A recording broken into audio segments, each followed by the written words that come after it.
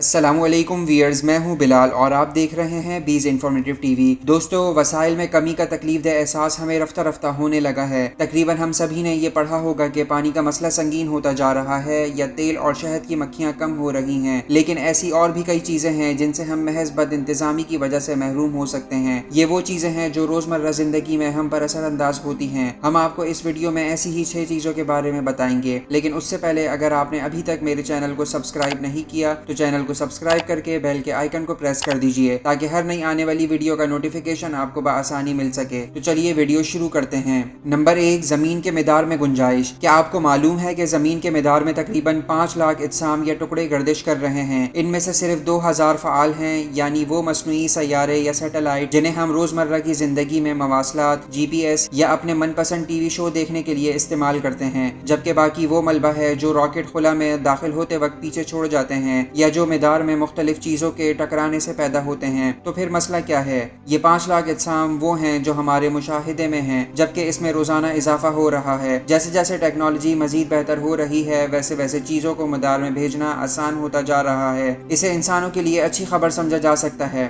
لیکن ہماری سڑکوں کے برعکس آسمان کی ٹریفک کو قابو میں رکھنے کے لیے کوئی نظام موجود نہیں ہے۔ ہمارے پاس ایسا بھی کوئی نظام نہیں کہ زمین کے گرد چکر لگاتے ملبے یا باقیات کا صفایا کر سکیں۔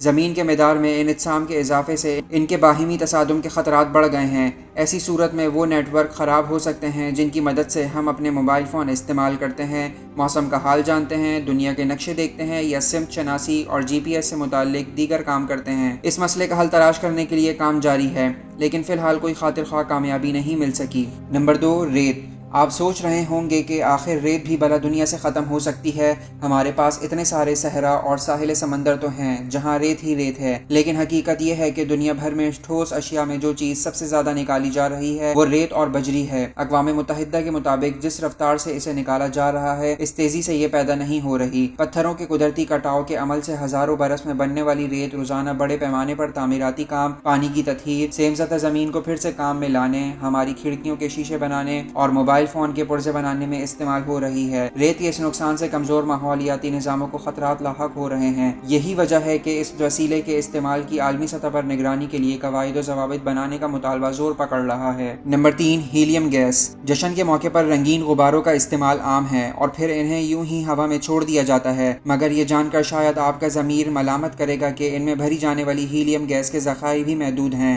یہ گیس زمین کی گہرائی سے حاصل کی جاتی ہے اور شاید چند دہائیوں کا ذخیرہ ہی اب باقی بچا ہے۔ بعض اندازوں کے مطابق 30 سے 50 برس کے اندر ہی اس گیس کی کمی کے اثرات ظاہر ہونے لگیں گے۔ اس کی کمی سے جشن ہی پھیکے نہیں پڑیں گے بلکہ ہمارا علاج معالجہ بھی متاثر ہوگا، کیونکہ یہ گیس MRI یا بدن کی اندرونی تصویر کرنے والی مشین کے مقناطیسوں کو ٹھنڈا کرنے کے بھی کام آتی ہے۔ نمبر 4، کیلے۔ تجارتی پیمانے پر پیدا کیے جانے والے کیلوں کی زیادہ تعداد پاناما نامی بیماری کے فنگس یا پھپھوندی سے متاثر ہے۔ ہم جو کیلے کھاتے ہیں اس کا تعلق کیلے کی اس قسم سے ہے جو کیونڈش کہلاتی ہے۔ پاناما نامی پھپھوندی کیلے کی اس نسل میں تیزی سے پھیل سکتی ہے۔ ایسا پہلے بھی ہو چکا ہے جب 1950 میں اس بیماری نے دنیا بھر میں کیلے کی پوری فصل تباہ کر دی تھی، جس کے سبب کاشتکاروں نے گراس میچل نامی کیلے کی قسم چھوڑ کر کیونڈش قسم اگانا شروع کر دی تھی۔ محققین کیلوں کی ایسی اقسام تیار کرنے میں مصروف ہیں جو پھپھوندی کے مقابلے میں مدافعت رکھتی ہوں اور کھانے میں لذیذ بھی ہوں۔ نمبر 5، قابل کاشت مٹی۔ اگرچہ قابل کاشت مٹی میں کمی کا فوری طور پر کوئی خدشہ نہیں ہے، مگر ہماری بد انتظامی نے اس سلسلے میں تشویش کو جنم دیا ہے۔ ٹاپ سوائل یا مٹی کی بیرونی پرت وہ مقام ہے جہاں سے پودے اپنی خوراک کا سب سے زیادہ حصہ حاصل کرتے ہیں۔ جنگلی حیات کے لیے کام کرنے والی غیر سرکاری عالمی تنظیم WWF کے اندازے کے مطابق پچھلے 150 برسوں میں زمین کی اوپری پرت کا آدھے حصے سے زیادہ حصہ ختم ہو چکا ہے اور صرف 1 انچ پرت کی قدرتی طور پر بحالی میں 500 برس لگ سکتے ہیں۔ زمین کا کٹاؤ، شدید کاشتکاری، جنگلات کی کٹائی اور عالمی حدت میں اضافہ جیسے اسباب کے بارے میں خیال ہے کہ ان کی وجہ سے زمین کی قابل کاشت پرت کو نقصان پہنچ رہا ہے اور اسی پرت پر ہماری خوراک کی پیداوار کا انحصار ہے۔